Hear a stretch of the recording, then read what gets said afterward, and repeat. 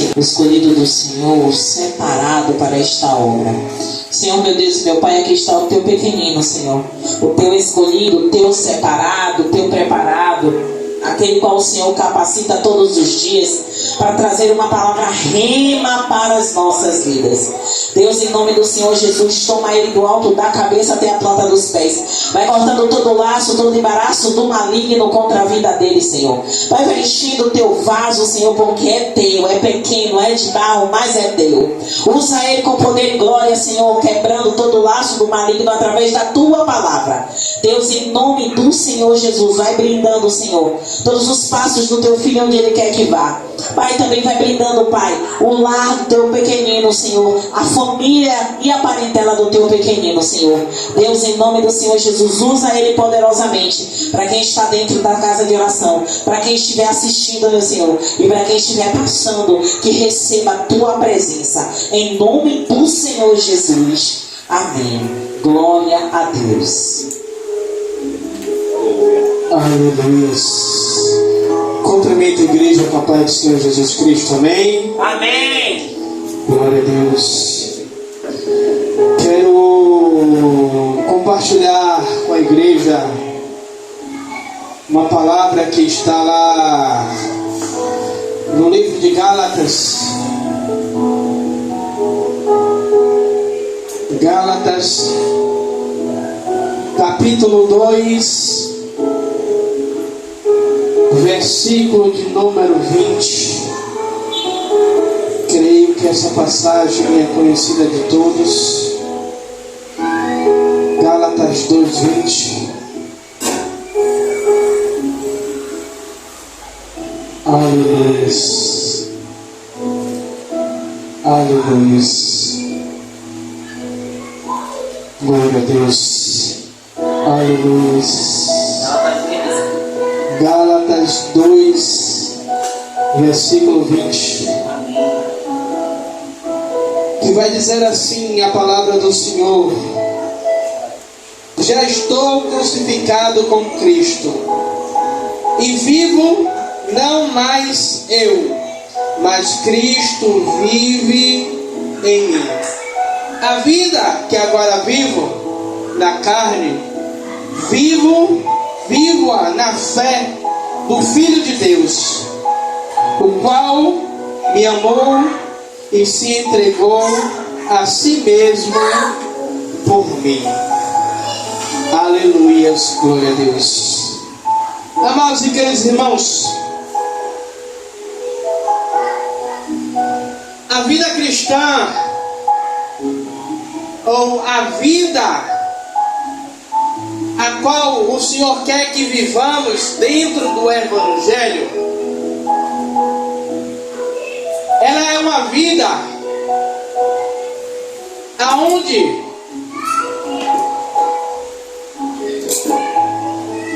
o Senhor ele quer que vivamos uma renúncia da nossa vontade, uma renúncia do nosso eu, uma renúncia da nossa carne. E o apóstolo Paulo, ele é um dos maiores exemplos depois de Cristo. Tem outros, mas o apóstolo Paulo é aquele que tem uma evidência maior, tem um ministério depois de Cristo que se assemelha com a vida a qual verdadeiramente o Senhor quer. Por que eu falo isso? Porque o apóstolo Paulo, ele não nasceu em um berço evangélico.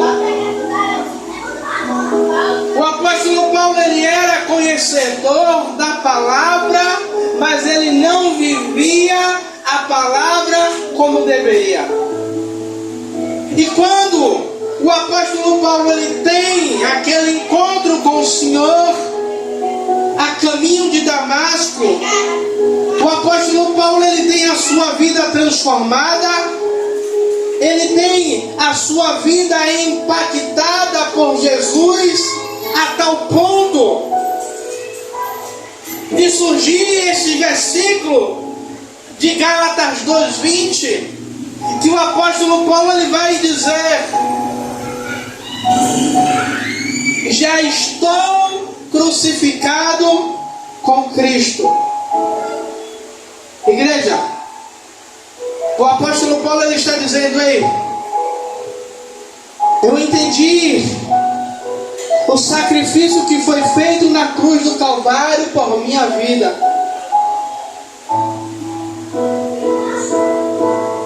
E eu estou agora crucificando o meu eu. Agora estou crucificando a minha vida, a minha carne, para poder viver a vida de Cristo nesta carne. O apóstolo Paulo ele está dizendo: ei, agora não é mais a minha vontade que prevalece, agora não é mais os meus desejos que prevalecem. Tanto que ele diz: olha, eu vivo, e a vida que vivo agora, vivo na carne, e vivo na fé do Filho de Deus. Ele está dizendo: olha, a carne ainda está aqui, a matéria de Tiago ainda está aqui, mas a vida que prevalece não é mais a vida de Tiago, mas é a vida de Cristo através da vida de Tiago. Igreja, enquanto eu estava vindo, sentado no ônibus, a pergunta que me vinha era a seguinte, e eu quero transmitir essa pergunta para vocês. Todo mundo sabe que somos cristãos. E quantas pessoas que sabem que nós servimos a Deus, olha para mim e para vocês, qual é a verdadeira vida que ela enxerga em mim e em vocês? Será que as pessoas elas enxergam a vida de Cristo através das nossas vidas? Ou se elas simplesmente vê, como é que eu posso colocar aqui, o personagem fica muito pesado, mas alguém que vive de aparência, alguém que diz que é, mas não é. Tanto que quem conhece a história do apóstolo Paulo, que quando o apóstolo Paulo ele se converte, que ele chega no meio do povo, no meio dos cristãos, muitos duvidam se verdadeiramente Paulo ele está liberto, se verdadeiramente Paulo ele está convertido. Tanto que quando o Senhor tem um encontro com Paulo e o Senhor revela a Ananias que Paulo está há 3 dias orando, e Deus manda Ananias ir lá fazer imposição de mão e orar por ele, Ananias questiona: mas não é esse o perseguidor?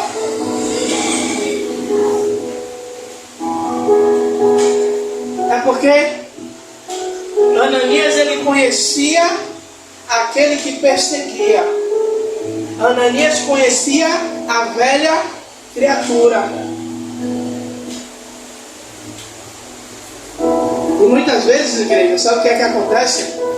Nós estamos deixando com que a velha criatura ela transpareça mais do que a nova criatura. Por isso, quando o apóstolo Paulo ele fala: já estou crucificado com Cristo, isso significa que a velha criatura, a velha natureza, o nosso ego, o orgulho, as vontades, elas precisam ser entregues a Deus. Quando o apóstolo Paulo ele fala: já estou crucificado com Cristo. Ou quando ele fala, não vivo, mas eu. Paulo ele está dizendo que o controle, ainda que ele tenha o poder de decisão, ainda que ele tenha o poder de escolha, ainda que ele tenha o poder de decidir se ele quer ir, se ele quer avançar, se ele quer parar, se ele quer desistir, mas ele está dizendo, ei, eu estou, como eu falei, a vida que vivo agora, vivo na carne, vivo na fé do Filho de Deus, a qual me amou. Ele está dizendo aí, eu ainda vivo nessa carne corruptível, mas eu escolhi pegar o controle da minha vida. Eu decidi pegar a direção da minha vida.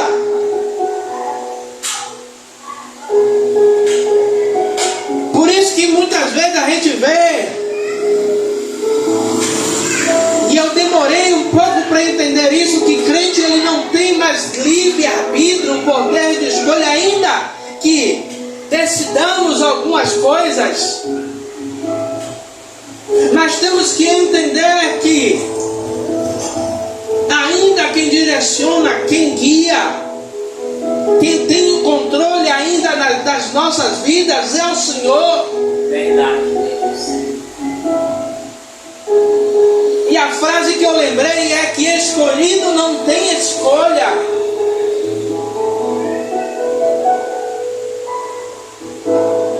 Então, precisamos a cada dia mortificar o velho eu, a velha natureza.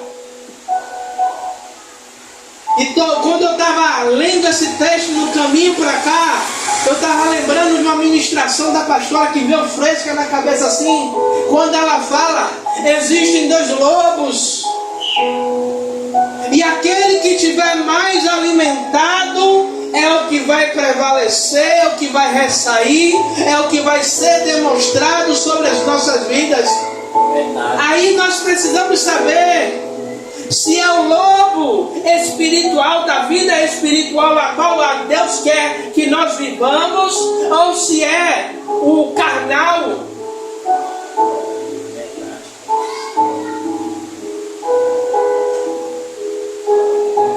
E sabe, hoje as coisas elas estão tão normalizadas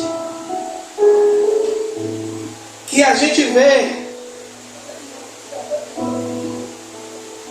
as pessoas pregarem o Evangelho.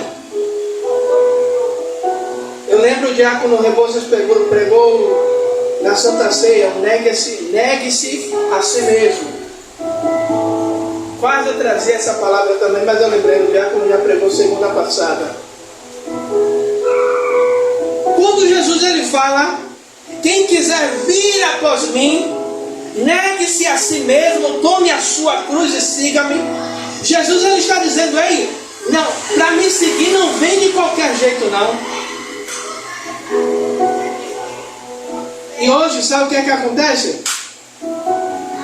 Para não perder ovelha, para não perder dízimo, para não perder oferta, para não perder likes, para não perder agendas, alguns versículos eles estão deixando de ser pregados, porque são versículos que confrontam, são versículos que apontam para os nossos erros, são versículos que apontam o quão precisamos a cada dia nos converter. Verdade.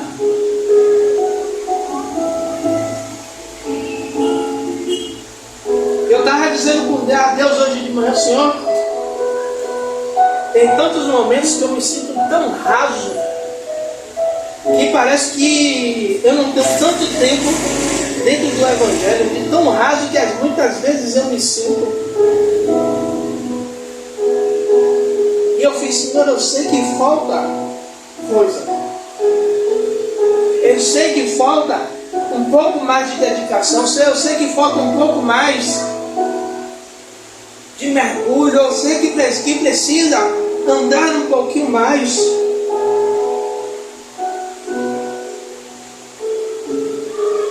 Mas muitas vezes, como eu falei, a morte do eu. Muitas vezes o eu está falando mais alto.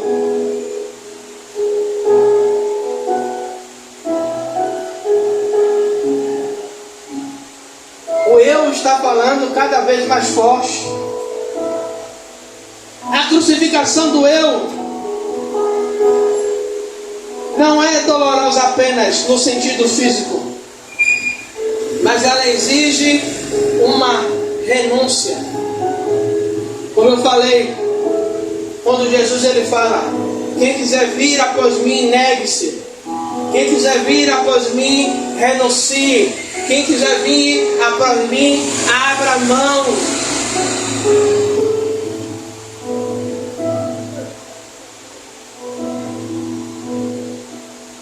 Sabe, o evangelho que nós vemos hoje em alguns lugares, o evangelho de facilidade, o evangelho aonde você não precisa mudar, você precisa se sentir bem, você precisa continuar assim.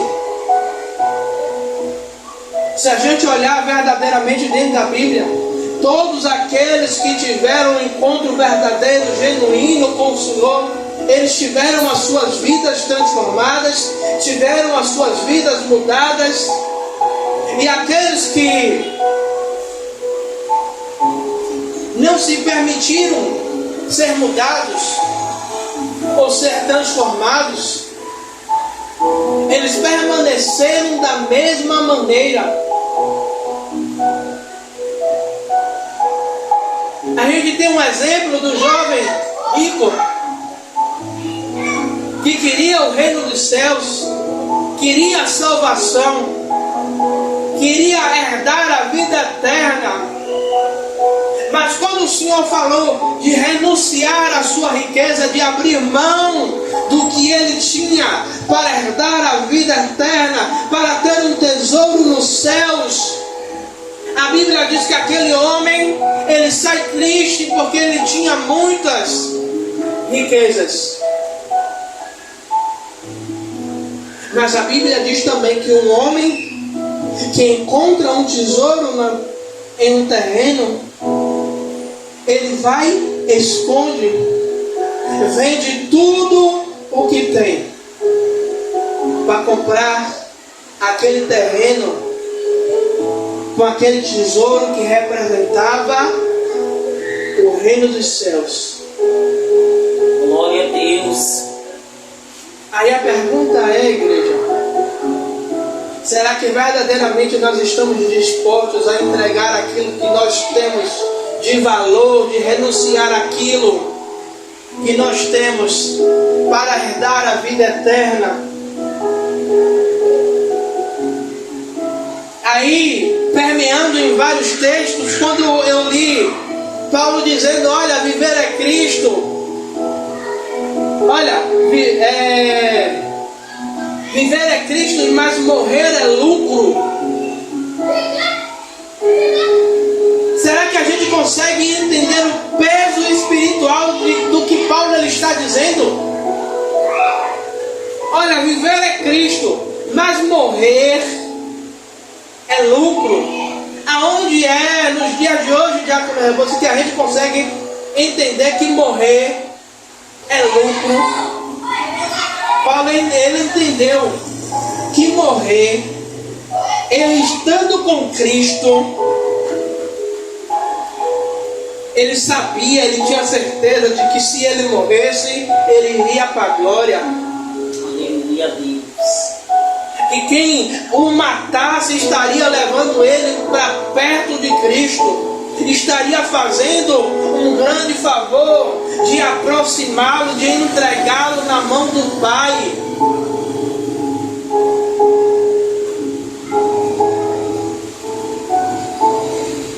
Aí quando eu vejo alguns dizerem que querem fazer missões, Fazer missão no Brasil é fácil.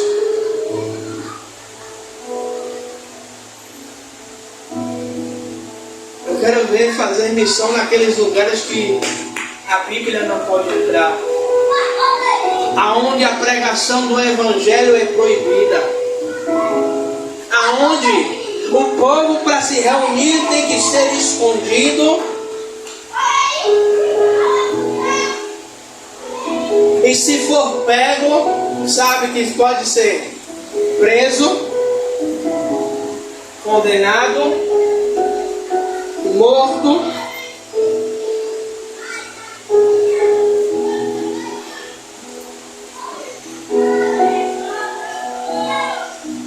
Igreja, quando deixamos o eu morrer, nós abrimos espaço para que Cristo ele preencha o vazio, ele preencha os espaços. E quando nós andarmos sobre a face desta terra, como eu falei no início, o diácono Rebouças ainda não tinha chegado, quando as pessoas olham para mim e para vocês, quem é que elas enxergam em nós?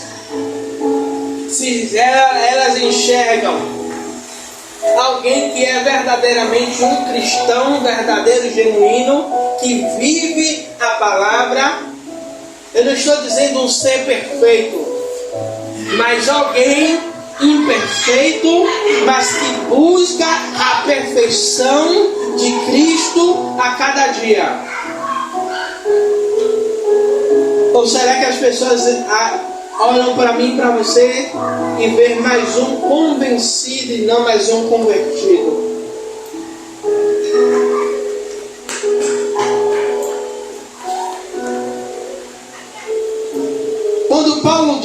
Quando Paulo continua dizendo, mas Cristo vive em mim, não é apenas mais uma frase bonita, ou como a pastora ela gosta de dizer, um jargão evangélico. Mas quando Paulo ele diz, olha, mas Cristo vive em mim, Paulo está dizendo, olha, eu estou abrindo mão da minha vida, eu estou abrindo mão do governo da minha vida. Antes eu decidia para onde eu ia, se eu subia, se eu descia. Antes eu decidia o que é que eu fazia da minha vida. Mas agora quem decide, quem vive em mim, quem decide a minha vida,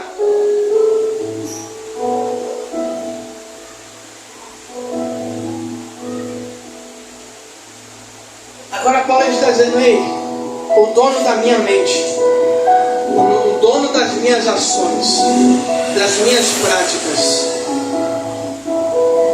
tem nome. E esse é Jesus de Nazaré.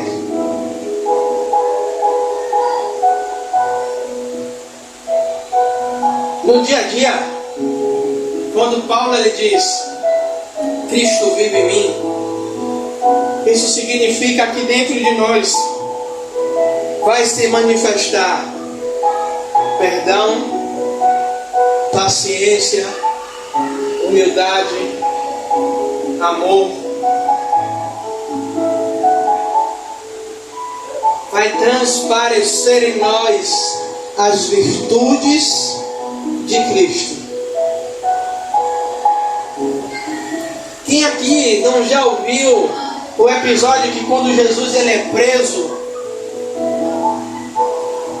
e Pedro ele está de longe a observar toda a cena, e alguém vai dizer, olha, você parece com um deles, você se veste como um deles, até o falar é igual o deles. Sabe o que é isso, igreja? É que quando nós deixamos Cristo viver em nós, não é só a roupa que muda, é o jeito de andar, o jeito de falar, o jeito de se vestir. E a cada dia que nós nos aproximamos de Cristo, nós parecemos mais com Ele. Quanto mais eu me aproximo dEle, quanto mais eu estou perto dEle, a essência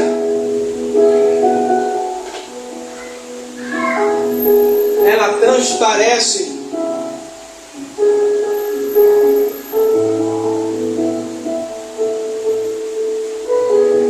Igreja, eu quero concluir.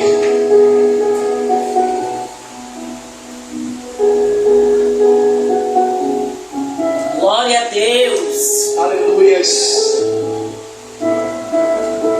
Não viver mais para nós mesmo significa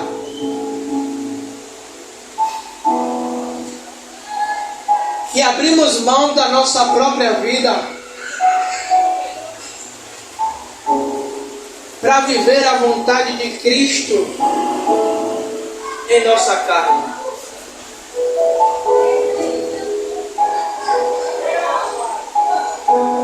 Quantas vezes eu e você estamos dizendo: Senhor, eu quero viver a boa, perfeita vontade de Deus.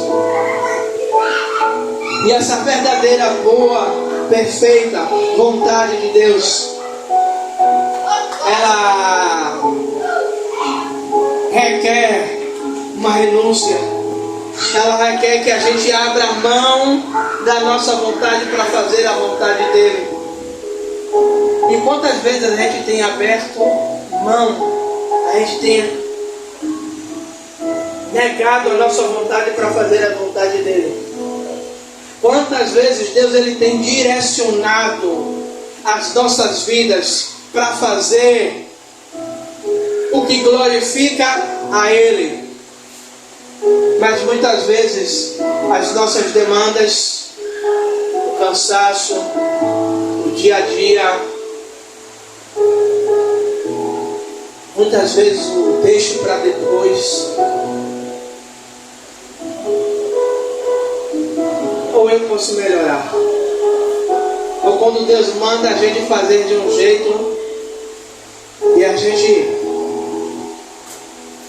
até tenta fazer, mas fazemos do nosso jeito. Como assim, Bispo Tiago? Deus ele dá uma ordem a Saul: Saul, vá e extermine todos os amalequitas. Não deixe nada vivo, nem homem, nem mulher, nem criança, nem gado, nada. A princípio, Saul até ele começa a fazer o que é certo. Ele extermina. Mas o que é que Saul faz? Mantém o rei Agag vivo. E o melhor dos bichos a qual eles tinham, os amalequitas tinham, ele pega como despojo.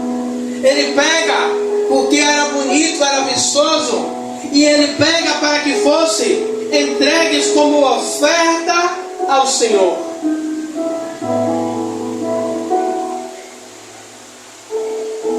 Aparentemente, Saul, ele fez a vontade de Deus, mas ele fez em partes. E aonde eu quero chegar com isso é que muitas vezes nós estamos fazendo a vontade de Deus em partes. Não fazemos de acordo com o que Ele manda, com o que Ele determina, mas fazemos de acordo com o nosso achismo, com o nosso eu. E que possamos verdadeiramente refletir e fazer igual o apóstolo Paulo ele fala: não vivo mais eu, mas Cristo vive em mim. a minha vida, ela passa a ser um reflexo de Cristo. A minha vida agora, ela passa a ser um espelho. As pessoas, elas têm que ver Cristo através da minha vida. As pessoas, elas têm que olhar para mim, elas têm que olhar, elas têm que ouvir as minhas palavras, e elas têm que ver que em tudo que eu falo, eu faço, manifesta e glorifica e exalta a Cristo. Amém? Amém. Glória a Deus. Amado e querido Deus, meu Senhor, Rei da Glória. Pai, assim como o apóstolo Paulo, Pai, ele fala que ele não vive mais, mas Cristo, o nosso Senhor, vive na vida dele. Meu Senhor, meu Rei da Glória, Pai, se em algum momento nos perdemos, se em algum momento, Pai amado e querido Deus, Pai, tomamos o controle das suas mãos, Pai, até achamos que vivemos a vida de Cristo, ou vivemos uma vida com Cristo. Ah, Deus, que possamos verdadeiramente, Pai, nos esvaziar do nosso eu, do nosso ativo, e verdadeiramente viver a vida de Cristo nesta carne, Pai. Renunciando, Pai, às vontades humanas. Pai, que a sua vontade, ela prevaleça sobre as nossas vidas. Que a sua vontade, ela prevaleça sobre a nossa carne, sobre a nossa mente, sobre o nosso falar, sobre o nosso andar, sobre o nosso agir, Pai. Ah, Senhor, Rei da Glória. Senhor, eu te glorifico e te exalto. Entrego cada vida em tuas mãos, Pai. Entrego as nossas vidas, as nossas casas, as nossas famílias em tuas mãos. Entrego a nossa semana. Entrego o mês de fevereiro em tuas mãos, Pai. Pai, que tudo seja feito conforme a sua vontade e o teu querer, Pai. Pai, nós te glorificamos e te exaltamos e bendizemos o teu santo e precioso nome. E aqueles que creem e concordam com essa palavra diz: Amém. Que a graça de Deus Pai, Que assim seja. o amor de Jesus Que Cristo assim seja. e a comunhão do Espírito Santo seja com todos hoje para todos sempre. Amém. Amém. Graças a Deus.